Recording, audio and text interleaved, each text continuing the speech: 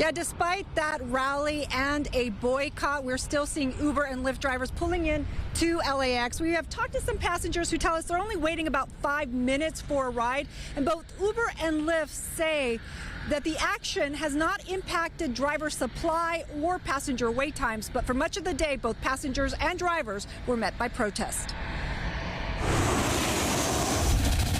Picket lines and confusion at LAX as some rideshare drivers stage a protest and one-day strike.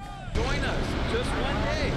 But others continue to pick up fares, like this Uber driver who told us, I didn't even know. Us? We don't matter. Stephanie Saint-Just was among those who joined the boycott, which was organized in cities across the nation by Rideshare Drivers United. She says after 5 years with an Uber and Lyft sticker on her windshield, the pandemic made her tap out because the money was too little and the risk too great. They say, well, if you don't like it, quit. Do they say that to teachers? Organizers are calling for the U.S. Senate to pass the PRO Act, which would make it easier to unionize app-based workers. Drivers like Eduardo Romero say they want a living wage and argue it's costing more to drive, but Uber and Lyft are paying less. The gasoline, because the gasoline is increased 30%. How is it that a driver is able to get a ride from LAX to San Diego? $80.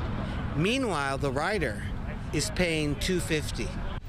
Last year, the rideshare and app delivery giants shelled out more than $200 million getting voters to pass Prop 22, which allows the companies to avoid classifying drivers as employees. The companies say the law gives stipends for health care and sets minimum earnings guarantees. The drivers on the picket lines, though, say earnings often fall short of the minimum wage and their costs aren't factored in. But Scott McMayer, who skipped the boycott, says he knew what he was signing up for. I don't think it's right for people to take a job with a company and then try to change the company's model.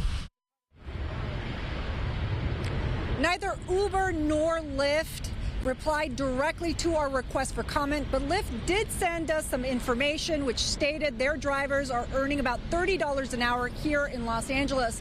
And a group which represents app-based companies tells us that Uber drivers are making about $27 an hour. Neither, though, explained how they came to those calculations or whether expenses were included. Live at LAX, Christy Fajardo, Fox 11 News.